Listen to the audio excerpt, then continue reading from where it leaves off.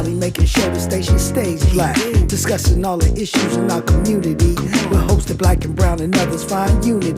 So let's talk about it, maybe we can improve it. Digital underground, always down with the movement. So we tune in, the first things first with the queen of Black Talk Radio, Dominique DiPrima. Go sis. First things first.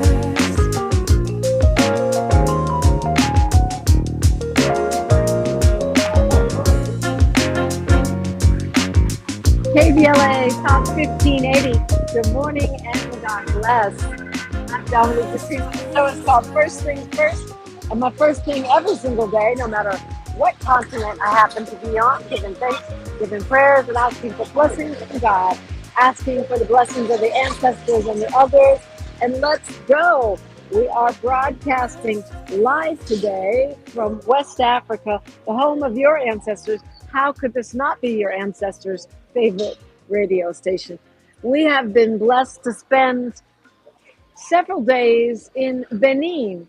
And this is a part of West Africa that folks fairly rarely see. It's not a big tourist destination. It's a tiny, tiny country. In fact, 13 million population. So we'll be sharing our adventures in Benin with you as the show comes forward. Believe me, we went to a Vodun temple. We've been to a city on stilts. We have been to all kinds of places I never thought I'd see, a temple of pythons, and we'll share all of that with you today.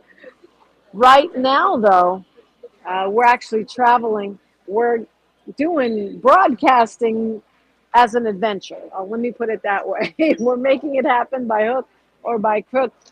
Big shout out to Miles Lowe. Big shout out to Odell Bodie, because we are using all of their technological skills to keep us on the air. And a giant shout out to Tavis Smiley for enabling this adventure to happen cross-continentally. Before we embarked, I got a chance to talk with one of the premier scholars on the diaspora. Yes, she was on the reparations task force. She's a renowned psychologist and scholar at Loyola Marymount. So we're going to start out today's show with a conversation with Dr. Cheryl Grills. I'm Dominique DiPrima, and you're listening to KBLA Talk 1580. KBLA Talk 1580. I am so excited to have Dr. Cheryl Grills in the studio. She's a PhD, a clinical psychologist with an emphasis on community psychology. Lord knows we need that right now. She's also on the faculty of Loyola Marymount University. Actually, she's been there for 34 years as a professor of psychology and director of their psychology, applied research, and president's professor in their College of Liberal Arts. There's a lot more, but I want to talk to her, not just read her bio. Dr. Cheryl Grills, welcome. Thank you. Thank you for having me here at such a trying time in the lives of our people. It really is on so many levels, and you're functioning on many of those levels. Me and my family, we talk about how some of us, it's almost like we've been preparing for this moment our whole lives. I would put you in that category. Absolutely. I mean, I think back to the experiences in my own family. We just buried my mom a couple of months ago. Condolences. And thank you. And when, I was preparing her obituary and reflecting on her life, my mom, we're from the South originally, South Carolina. My mom grew up picking cotton. My grandfather was a sharecropper.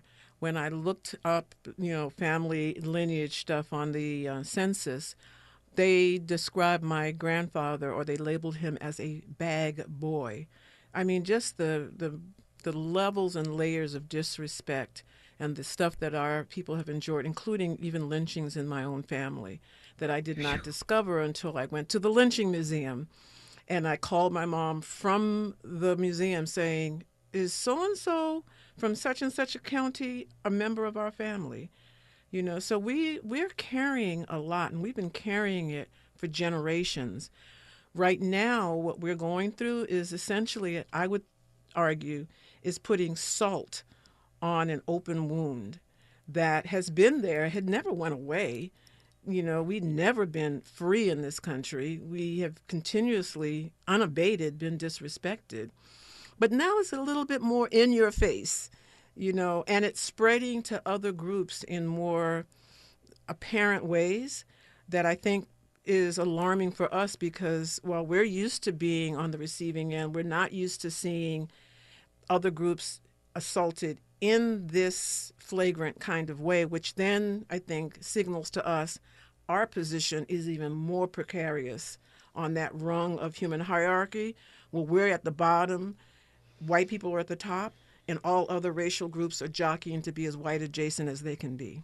So the messaging on some level is that your low is even lower if everyone else is now also subject to oppression in a sense. The low is even lower and the risk is even riskier. And, and we understand the signals. So when the current administration talks about reopening Alcatraz, we know who they're going to fill or would want to fill those jail cells with. When they talk about removing people, we know that we are just a heartbeat away from that removal. When states like California, unintentionally or knowingly, did not vote to remove any semblance of forced servitude that can happen during incarceration, that left the door open for us to fill those jail cells. So, we're seeing the writing on the wall. Yeah. So on a psychological level, on the one hand, we say, well, our ancestors endured much worse. We've come through terrible things before. We'll get through this. But on the other hand, is that dismissive of the trauma, or what is the best way to process this, I guess, is really the question. Right. So I've been among the folks that have said, we faced this and worse. But the reality is we faced this and worse compounded by the reality that we are carrying not just our personal, in the present moment, racial stress in our lifetime. We're carrying that racial stress and trauma of our ancestors.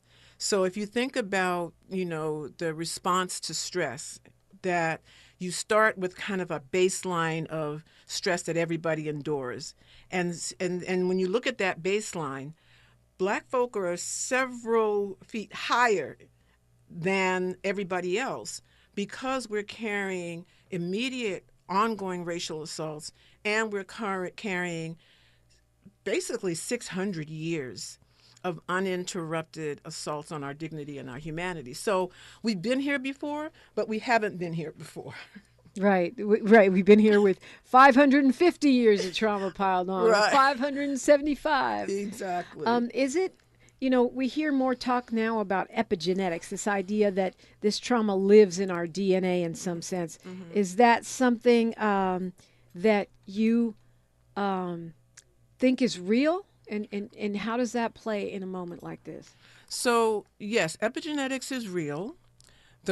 And people have turned to epigenetics as a way to understand the racial stress and trauma that we as Black folk in the United States, the Caribbean, Central and South America, Europe, and on the continent all carry.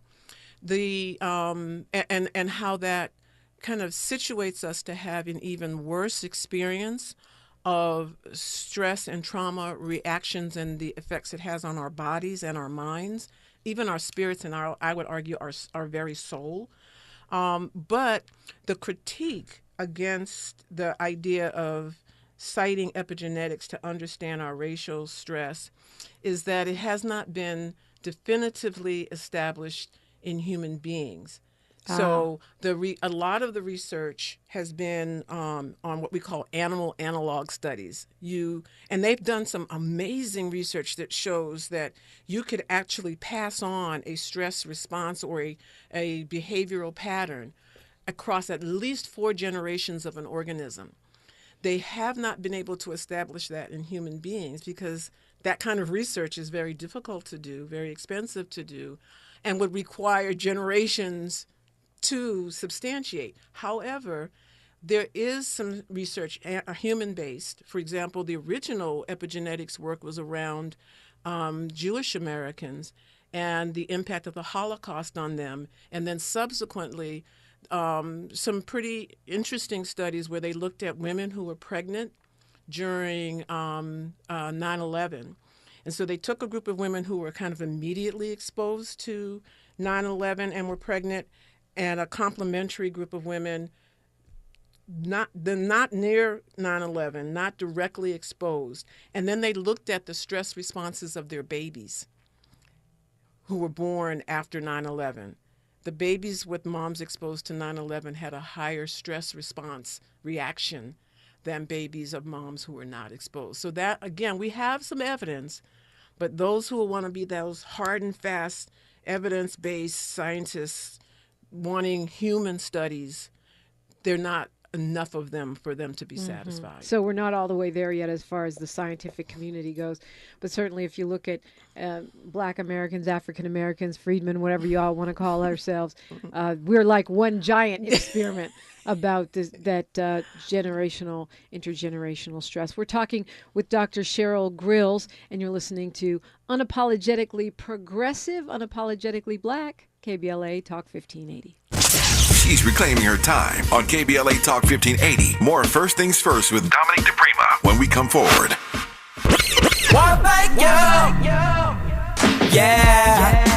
At KBLA Talk 1580, we're proud to be celebrating 4 years on the air, but we know we could not have made it this far without you. We work hard every single day to curate conversations that will enlighten, encourage, and empower you. So, from all of us at KBLA Talk 1580, a big thank you for your love and support. You don't know how much you mean to me. And by the way, if your smartphone did not update automatically, be sure to download our brand new KBLA 1580 app. We think you'll love all the new features, including new ways to send us photos and video in real time, whenever news breaks, while we're on the air. It's a new dawn, a new day for KBLA Talk 1580, and we're glad you're on this journey with us. You never turned away, you were right there. Thank you, thank you. Did you know that more than 60 million Americans are about to hit the road for the 4th of July weekend? If you're planning on traveling this summer season, you have to download Upside, the free app that gives you cash back every time you get gas. You can earn up to 35 cents every time you fill up. I use Upside every time I fill up, and I've already made around $300. You're putting gas in your car anyway. Why not get cash back? If you like free money, download Upside. I'm saving the cash I earn from using Upside to help pay for a vacation later this year. Download the free Upside app this 4th of July. Use promo code SWIM35 to get an extra 35 cents per gallon on your first tank. You can cash out anytime right to your bank, PayPal, or a gift card for Amazon and other brands. Get a limited time 4th of July offer when you download the free Upside app and use promo code SWIM35 for a 35 cents per gallon bonus on your first tank. That's code SWIM35 for a 35 cents per gallon bonus. Offers vary by user and location. Go to upside.com for terms and conditions. Your ancestors' favorite radio station, and your favorite morning show host. Let's get back to Dominique DiPrima right now. Dr. Cheryl Grills is my guest, and she's really a world-renowned psychologist, activist, and thinker. And you've very much centered your, I'll say, worldview in the African, sort of Pan-African experience. In your work as a psychologist, as a professor, why is that important to you? Why is it important to center from an African worldview? There's so many reasons. I'll start with a quote from Kwame Nkrumah, who said, I am not African because I was born in Africa, but because Africa was born in me. A connection to a space and a place, Dr. John Henry Clarke argued, is absolutely essential to having a grounded identity and sense of who you are in the world, what your place in the world is, and what the lessons learned from prior generations can afford you as you move forward in the current generation. So being able to understand that we are part of a global family, a Pan-African family, a diaspora, dispersed not by our own choice, but by force because of the forced trafficking of people of African ancestry, that transatlantic trafficking process, that just by luck of which boat we were put on, someone ended up in Haiti, someone else in Jamaica, someone else in Cuba, someone else, like in my family's case, in South Carolina. And mine too, by the way. Okay. We might be distant relatives. We might be. Well, let's check that out later.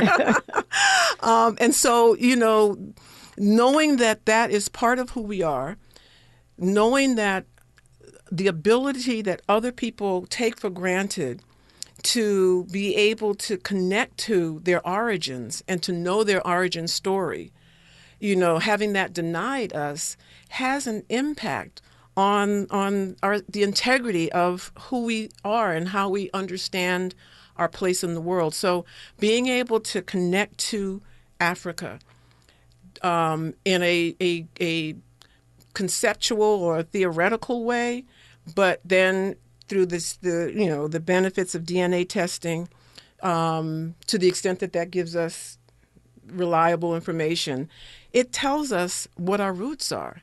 It shows us what our cultural heritage may in fact be. It helps us to connect dots that we knew there was a something there, but we didn't know quite what. So I'll give you a concrete example. I grew up I'm from Charleston, South Carolina. My dad's from Charleston, my mom's from Manning, and all generations that I can go back into the 1800s, we never left until my parents went on that great migration and moved to Boston when I was in elementary school. Growing up in South Carolina, and to this day, there's a food called red rice that's eaten in South Carolina. It's common on some restaurant menus in Charleston. I didn't, because we didn't go to the restaurants. we just ate the family food prepared by mom and grandma, etc. I just called it red rice, and I thought it was something that my family made up. The very first time I went to Ghana, into Africa, well, it was Africa, the first time was Egypt, but the second time to Africa was Ghana.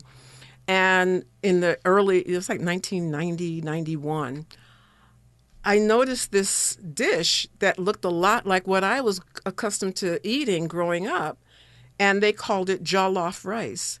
And when I first tasted it, I was like, oh my God, this tastes just like what I eat at home.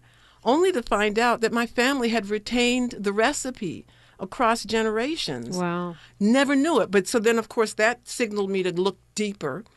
And I had been studying and doing fieldwork on traditional African religion, spirituality, and medicine in Ghana, Nigeria, Senegal, Mali, and later on South Africa. And what I discovered was just blowing my mind, because I had done some interviews of elders in nursing homes, if you will, in Manning, South Carolina, and I was asking them about what are some of the old, kind of family treatments for this, that, and the other thing. What are the remedies, right, that were passed down in your family? And I made a list. It was like 10 pages long, front and back. Then I started learning from the traditional medical practitioners and priests about the different ailments and what the remedies were. And I was starting to see one-to-one correspondence in this is an illness, this may be some causes, this is how you begin to treat it. So that knowledge was passed down, that knowledge of the elders was passed down. Right. I know that in the ancient Yoruba tradition, they believe that if you cannot recite the names of 9 generations of your ancestors, you cannot be considered mentally stable. Mm-hmm. And you think about the impact of being snatched, kidnapped and brought here and robbed of our language to where it would be virtually impossible for us to do this. Mm-hmm. Mm-hmm. On the other hand, there's a lot of folks now saying, well, why can't we just be from here? Why can't we just honor our ancestors here? And, this is our home now. Why do we reach back those 9 generations? Why do we need to reach back to Africa when we've built this country and we've built, it into a superpower? And we are the creators of jazz and R&B and hip hop here. Yeah. Well, I would respond with a question. Why must we create an artificial starting time for who we are as a people? And why would we mark who we are in relationship to an assault, an attack on us? To simply define ourselves in terms of our forced entry into this country essentially negates the fact that we came to this country already as full, functioning, whole, intelligent, lovable, incredible people.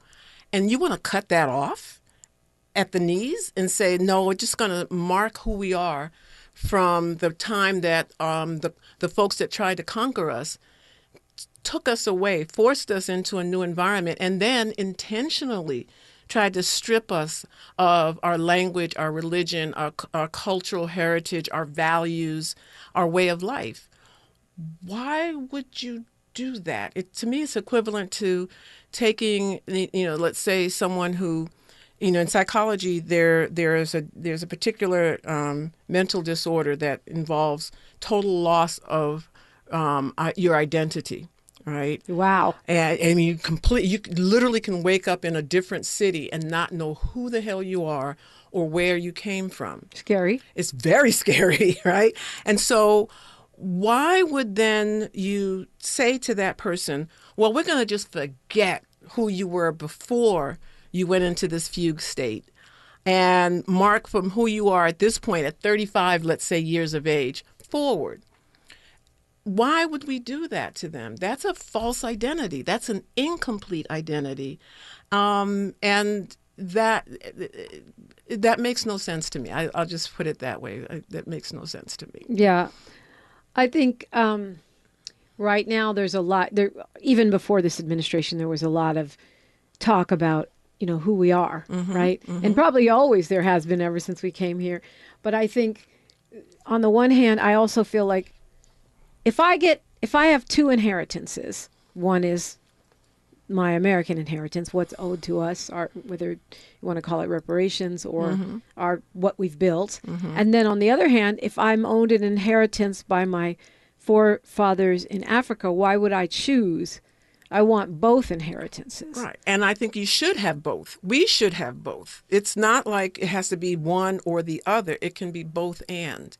And the and part is true and essential. I mean, we did build this country. Yeah. We did leave an indelible stamp on what this country looks like and what some of its popular culture is. And what some of how boring would this place be without us? It would, boring and broke. Right. But the other side of it is, as a person myself, who also studies West African culture and our traditional roots before we came here, there is something powerful about the specificity of our ancestors, right? Mm-hmm. And our ancestors calling their names, not just the African ones, but the ones that, fought, died, bled, and built this country. Mm-hmm. And when, for example, I pour libation, I'm calling both. Mm-hmm. I'm calling Mama Lurleen, my grandmother, as much as I'm calling Ya Asantewa in Ghana, who told the men, grow a pair and let's handle these British who are trying to take over our people.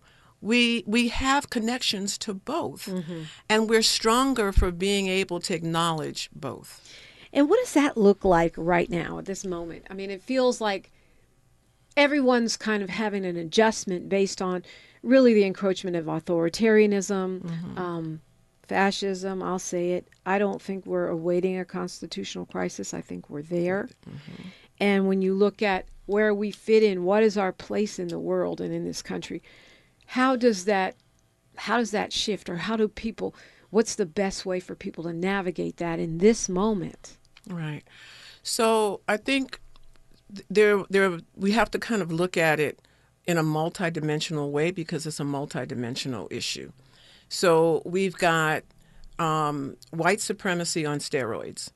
And I think in part because it's recognizing that it is in the moment of an existential crisis where it is no longer going to have the seat of power and authority that it's had in the past. And they're holding on with every inch or ounce of energy they have to hold on to that. even at the expense of future generations of their own people, right? Then you also have the reality that we have structures in place that will perpetuate themselves regardless of who's in office. So some of what we're looking at is not new. It has been around. Right. And we have deluded ourselves into thinking that we've arrived and that we are in some respects free. So this has been an opportunity to open your eyes and recognize the context and recognize that the work has not been completed and that it is high time we demand it. Then you couple all of those two things with another reality on the international front, which is that our homeland recognizes a responsibility and duty to us, the children stolen away, who want to be Omo Wale, the Nigerian name, which means child who has returned home, that we're hankering to return home either physically or spiritually or psychologically. And so you have the African Union, which has declared this the year of reparations for Africans globally. You have the United Nations Permanent Forum for People of African Descent, which has said that we need to address the horrors and atrocities done to us across the globe. We need to account for them, and we need to point the way forward to redress them. And then you have what I would say is just the kind of cultural moment and movement among Black folk, where we have some of the methods to reconnect ourselves and the burning desire to fulfill that reconnection with the aid of some African countries like Ghana and Benin, which have made it possible for us to establish dual citizenship. The most recent one, I think there was one back during the year of return, and 100 and some odd people actually got, Black folk from the U.S. primarily, got their Ghanaian citizenship. And then recently, a few months ago, over 500 more Black folk across the diaspora, mostly African American, got their dual citizenship. And so, and so there's movement, both locally and internationally, to begin to reconnect what was torn apart.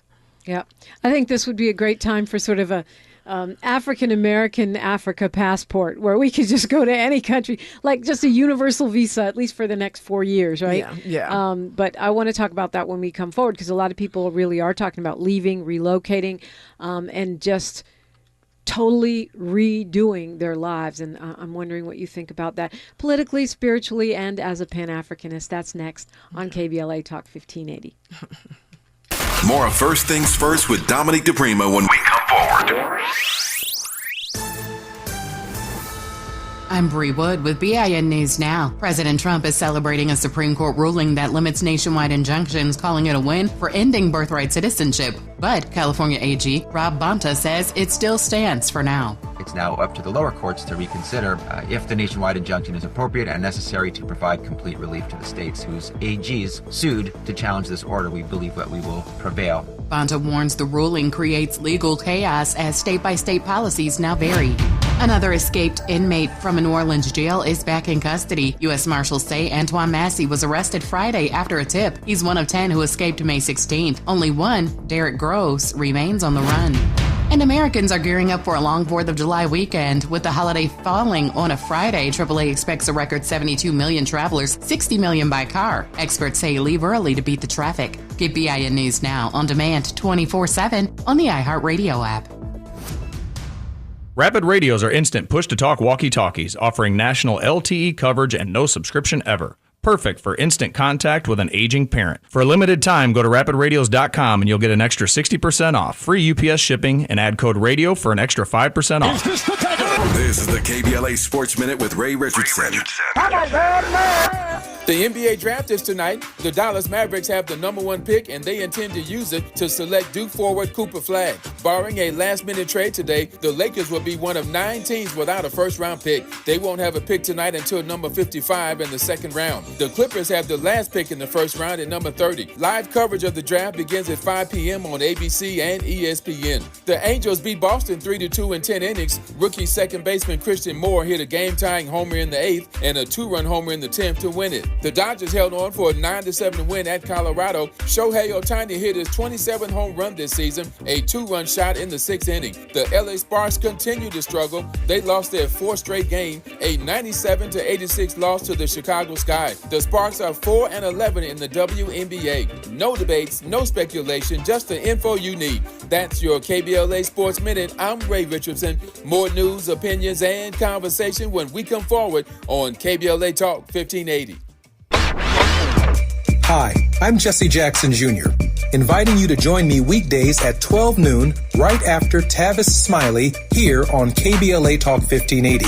As a law school graduate and a theologian with a firm grasp of our body politic given almost 2 decades in Congress, my show is the fresh new home of an authentic, uncompromised quest for transformation and salvation, both personal and collectively, as I vigorously interrogate the theological and symbolic meanings embedded in our society. I promise to leverage my knowledge of history, theology, and both international and domestic issues to imagine an inclusive vision for the future, which I hope will inspire all of us to pursue life, liberty, and the pursuit of happiness as a given, not just an aspiration. So join me weekdays at 12 noon right after Tavis Smiley for 2 hours of the Jesse Jackson Jr. Show only on KBLA Talk 1580.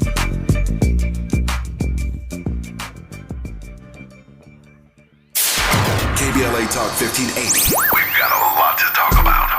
Imagine a Los Angeles where everyone can thrive, where communities have access to the resources they need to succeed. That's the vision of Detours Mentoring Group, Inc. They're dedicated to improving life in LA County by providing educational support, employment assistance, and spaces for community engagement. By 2050, they want LA to be the best place to connect, create, learn, live, and play. They're working toward an education system that's well-resourced and culturally responsive, becoming a hub for artists and innovators, and making sure everyone has access to healthy food, quality healthcare, and safe housing. It's about building a future where we all have the chance to succeed. We invite you to learn more about their mission and get involved with Detours Mentoring Group, Inc. This is a community call to action from KBLA Talk 1580. One thank you. Yeah. The California Crusader newspaper would like to thank all of our subscribers for their support throughout the years, proudly serving the South Los Angeles and South Bay areas for more than 40 years. The California Crusader is a multicultural, black-owned, adjudicated newspaper that focuses on providing newsworthy information to the people in our community. We're constantly looking for ways to assist businesses in our community to connect with our subscribers. We provide low-cost, effective ways to promote your business with our reasonable and affordable advertising rates. You can participate by suggesting, sharing, and submitting your stories on the California Crusader newspaper Community Share Facebook group page, or visit our website at cal-cruise-news.com. That's calcruisenews.com. Then click on the Submit Now button located on the top right corner of the homepage, or text CCN to 42828. Again, text CCN to 42828. The California Crusader newspaper, working together to build a better community for our future. Subscribe today. My mom has decided to learn to paint, and she's good. My dad's now into creative cuisine, and I've already put on 6 pounds. Learning new things comes with age. My mom? She started forgetting my name and what we're talking about. Forgetting well-known things doesn't. Memory loss may be a sign of Alzheimer's disease. Early detection gives you and your loved one time to plan for the future. Learn the warning signs of Alzheimer's at 10signs.org. Brought to you by the Alzheimer's Association and the Ad Council. Thanks for waking up with Dominique DiPrima on KBLA Talk 1580. Wow, what a treat to sit down and be in conversation with Dr. Cheryl Grills, psychologist, professor at Loyola Marymount University, and activist. And obviously, you were on the California Reparations Task Force, a huge project. And even though we, had this setback the California Legislative Black Caucus, still acting as a model for much of the nation.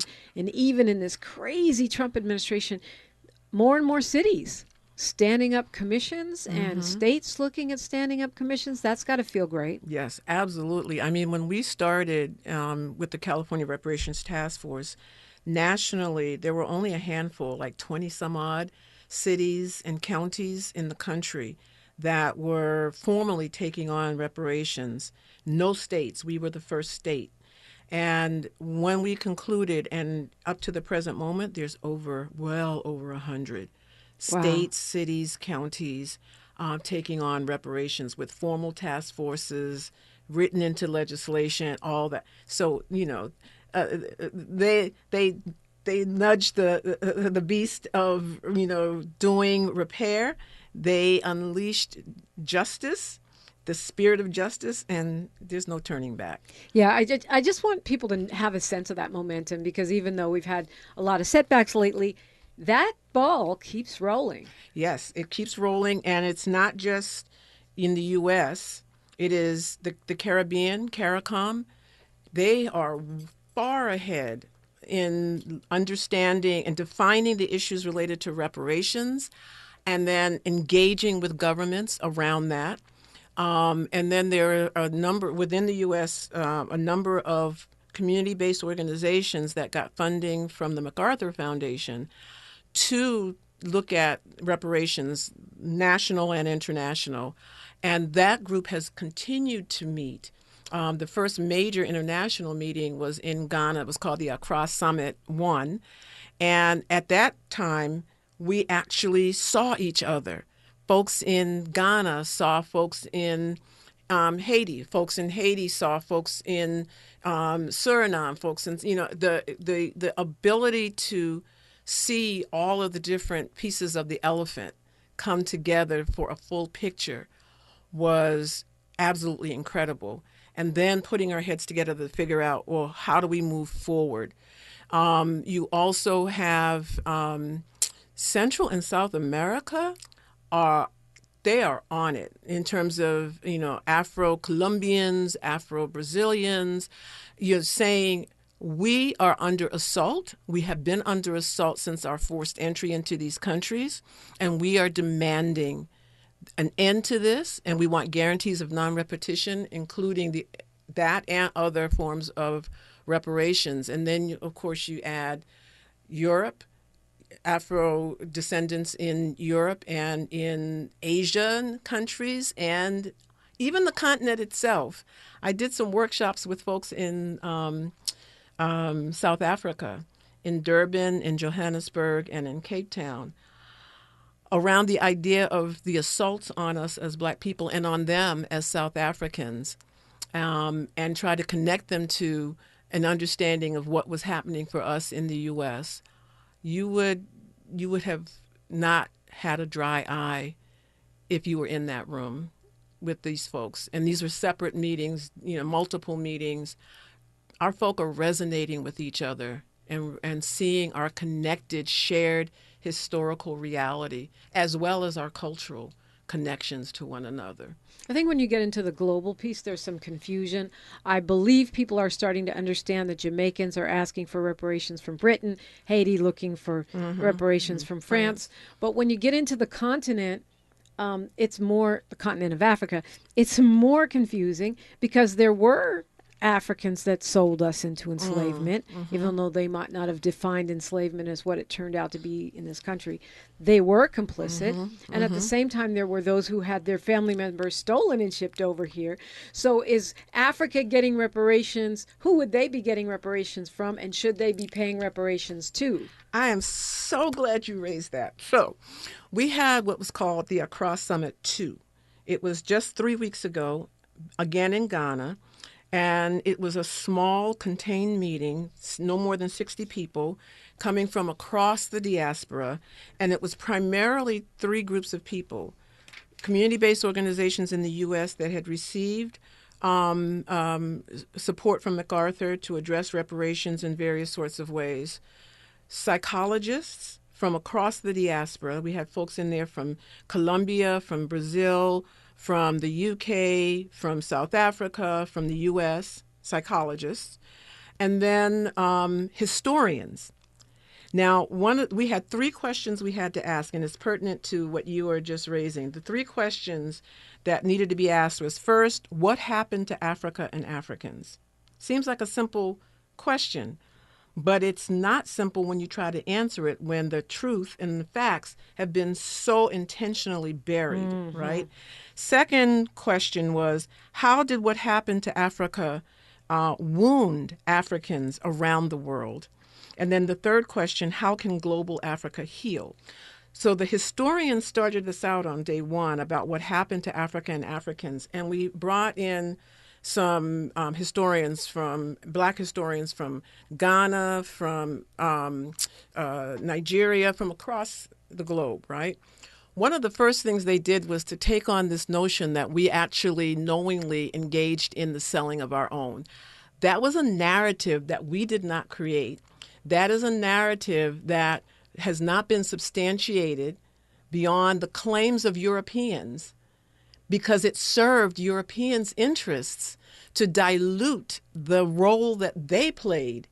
And so those historians, there's going to be a report coming out where they're going to lay out some challenges to that narrative and to decrease some of the weight that it has been given for far too long. Yeah. I mean, I think that's right. I also know that,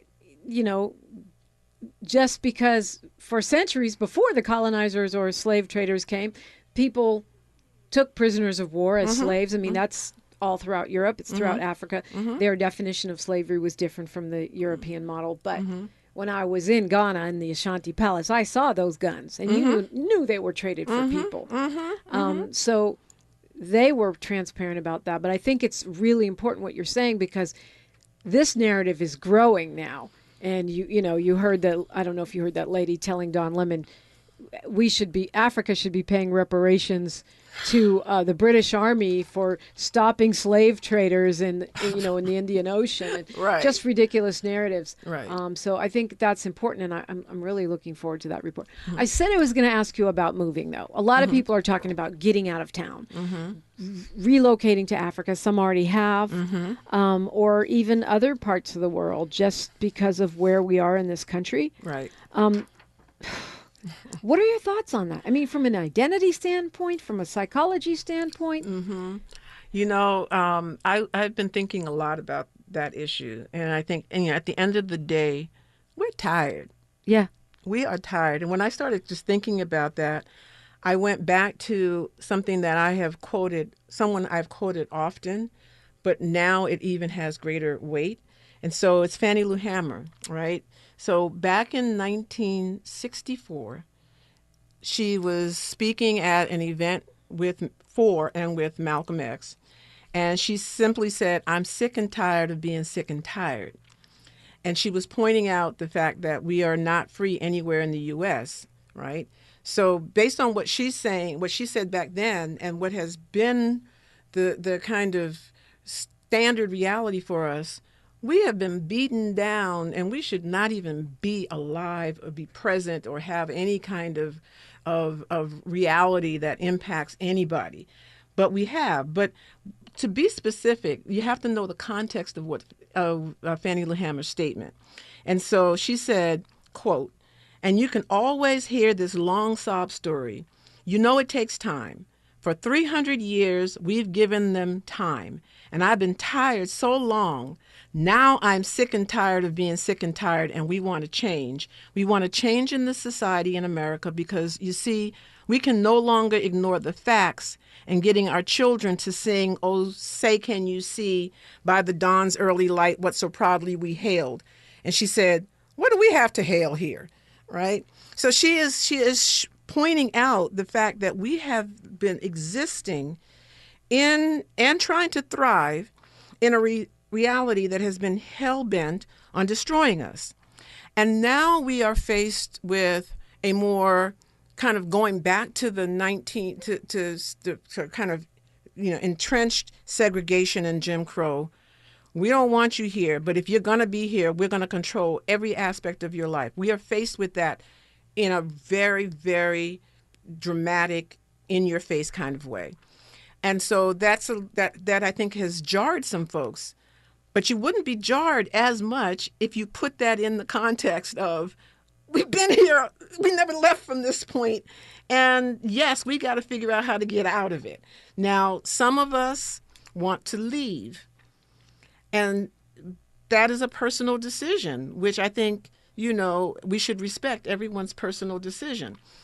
But I will add, and I want people to be clear about this, and I'm not trying to be a Debbie Downer or dissuade folks, but I will simply say we can run, but we can't hide. That even if we go back to the continent,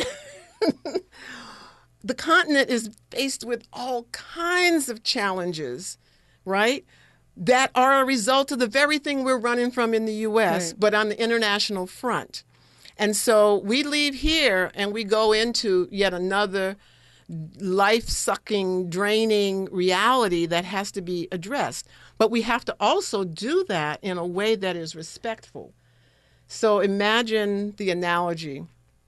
You're going to visit grandma's house.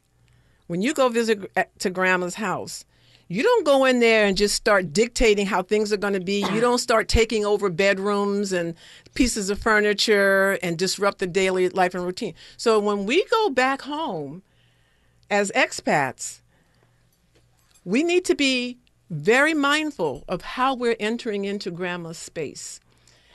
And there is some concern. And I heard it when I was in Ghana just literally a few weeks ago, and I heard it again 2.5 weeks ago at the United Nations Permanent Forum for People of African Descent. There's some concern about us coming home and displacing folks that are already there, outpricing them. I mean, the kind of stuff that we're dealing with international gentrification. There you go. Oof. Dr. Cheryl Grills is my guest. We continue the conversation when we come forward. Say the quiet part out loud. KBLA Talk 1580. Every mother deserves a healthy and joyous pregnancy and birth, and every baby deserves to thrive. That's why the Los Angeles County Abundant Birth Project is here. The Abundant Birth Project is a guaranteed income program that provides cash during pregnancy to pregnant individuals at the highest risk of preterm and low birth rate babies. Although program enrollment has closed, our commitment to Black joy and thriving continues. Through tailored services that foster mental well-being and community-based resources, we provide care and support during pregnancy and after the baby is born to help build brighter futures for our families. Join us in celebrating abundant births in LA County. For more information, please visit abundantbirthproject.org. abundantbirthproject.org. Oh, these polymers aren't as flexible as batch K3. Researcher Laurie is stretched thin. Did you get the vulcanization analytics from V66? Oh, wait, are these rubber scores from last week? She needs to hire new lab technicians so she can bounce back into her old self. I need Indeed. Indeed you do. Our matching platform lets you spend less time searching and more time connecting with candidates. Redeem your $75 credit at Indeed.com/credit. Terms and conditions apply. During this time, it's important for everyone to know your rights. The 4th, 5th, and 6th Amendments in the U.S. Constitution protects every one of us, regardless of immigration status. The 4th Amendment requires a judicial warrant to search your home. The 5th protects your right to remain silent, and the 6th gives you the right to an attorney. Just remember, no warrant, no key, 556. You don't have to speak. No 556. No lawyer inside. Don't say a thing. Yeah, we all got rights. Hey, we all got rights. This is KBLA Talk 1580, where everybody is somebody and nobody is a stranger. You belong here. KBLA Talk 1580, talking with Dr. Cheryl Grills. She's a world-renowned psychologist, Pan-African thinker, a former member of the California Reparations Task Force. And you were talking about the convening, and I want to get to that, but I have to ask you this quick question. Mm-hmm. Speaking of the hundreds of years of trauma on trauma on trauma, I feel like I'm seeing more Black folks in these streets, unhoused, and in just walking down the street, doing their regular life, really going through mental health crises. Is it the drugs? Have we hit a wall after 600 years? What is it? My imagination? Like, what is happening? Right. Yeah. People are stressed, and they're stressed in the context of some unfortunate and problematic realities. One is that we don't have the social safety net like we used to.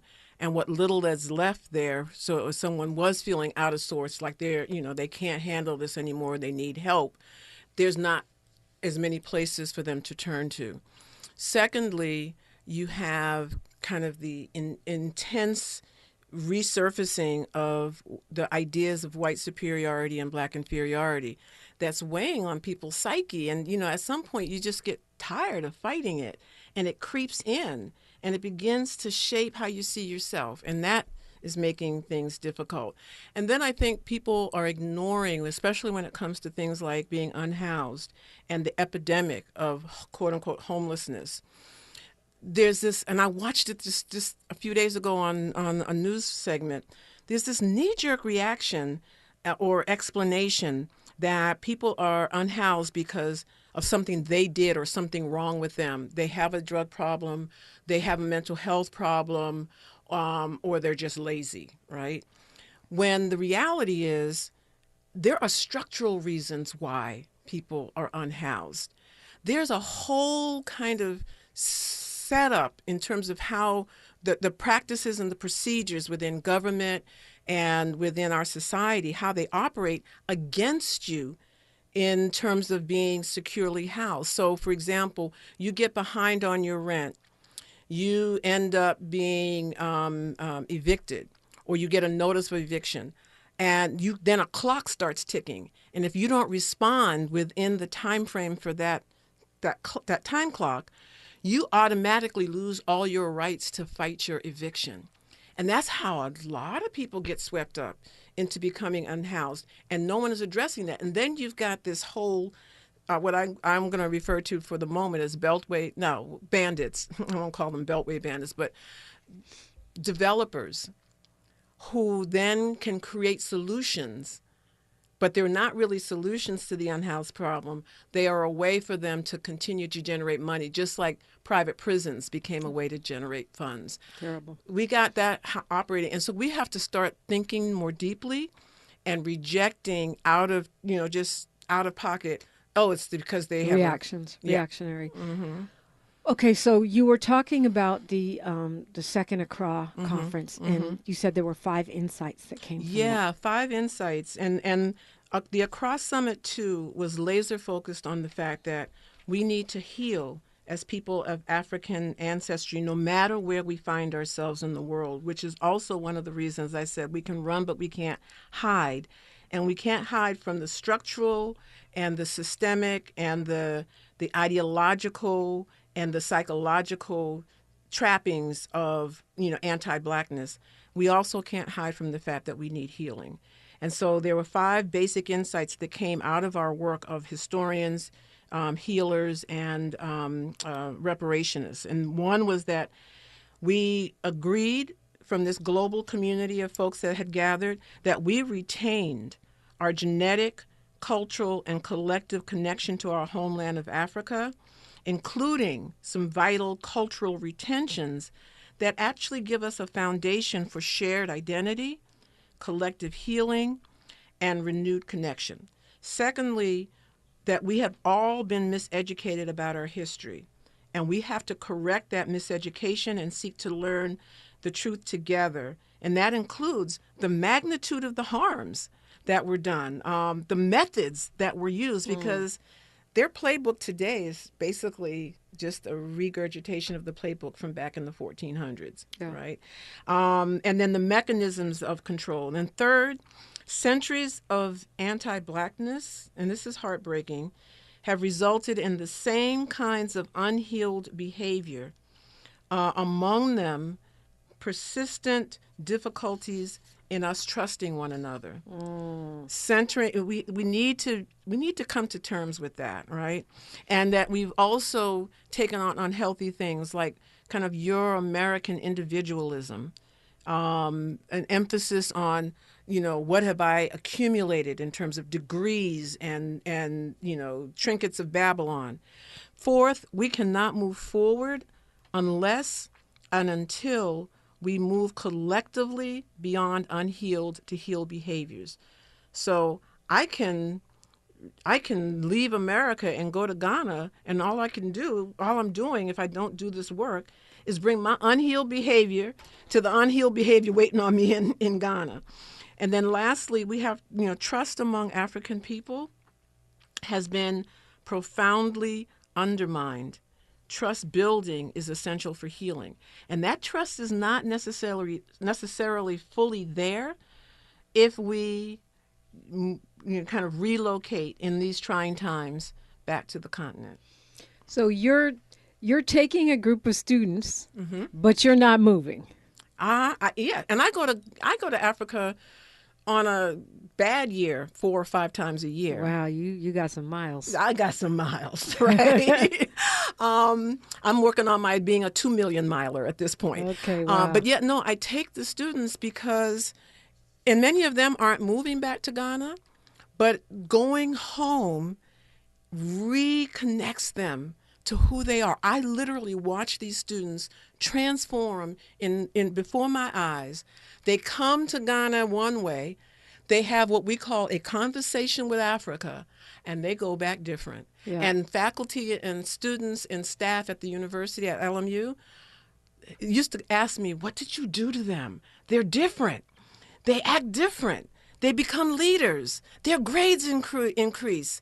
They redirect their talents to social justice and all kinds of things. And so I said, no, they just came home to who they are. Yeah. That's all. Yeah, I've seen it myself. Well, it's lovely to talk with you. Tell us how to follow your work. Well, I'm not on social media, and Okay. and that's a good thing these days, Right, right? no doubt. But, you could just Google me. I did a TED Talk on the whole need for emotional emancipation. And, if you just Google my name, some of my research stuff will come up. Well, Dr. Cheryl Grills, it's been a pleasure, and thank you for all the great work you're doing. It's much appreciated. Thank you. Mo Dupuy. KBLA 1580 Santa Monica. I'm Bree Wood with BIN News Now. President Trump is celebrating a Supreme Court ruling that limits nationwide injunctions, calling it a win for ending birthright citizenship. But California AG Rob Bonta says it still stands for now. It's now up to the lower courts to reconsider if the nationwide injunction is appropriate and necessary to provide complete relief to the states whose AGs sued to challenge this order. We believe that we will prevail. Bonta warns the ruling creates legal chaos as state-by-state policies now vary. Another escaped inmate from a New Orleans jail is back in custody. U.S. Marshals say Antoine Massey was arrested Friday after a tip. He's one of 10 who escaped May 16th. Only one, Derek Gross, remains on the run. And Americans are gearing up for a long 4th of July weekend. With the holiday falling on a Friday, AAA expects a record 72 million travelers, 60 million by car. Experts say leave early to beat the traffic. Get BIN News Now on demand 24/7 on the iHeartRadio app. Rapid radios are instant push-to-talk walkie-talkies offering national LTE coverage and no subscription ever. A great alternative to a mobile phone for your kids. For a limited time, go to rapidradios.com and you'll get 60% off. Free UPS shipping. Add code radio and get an extra 5% off. This is the KBLA Sports Minute with Ray Richardson. The NBA draft is tonight. The Dallas Mavericks have the #1 pick, and they intend to use it to select Duke forward Cooper Flagg. Barring a last-minute trade today, the Lakers will be one of 9 teams without a first-round pick. They won't have a pick tonight until number 55 in the second round. The Clippers have the last pick in the first round at number 30. Live coverage of the draft begins at 5 p.m. on ABC and ESPN. The Angels beat Boston 3-2 in 10 innings. Rookie second baseman Christian Moore hit a game-tying homer in the 8th and a 2-run homer in the 10th to win it. The Dodgers held on for a 9-7 win at Colorado. Shohei Ohtani hit his 27th home run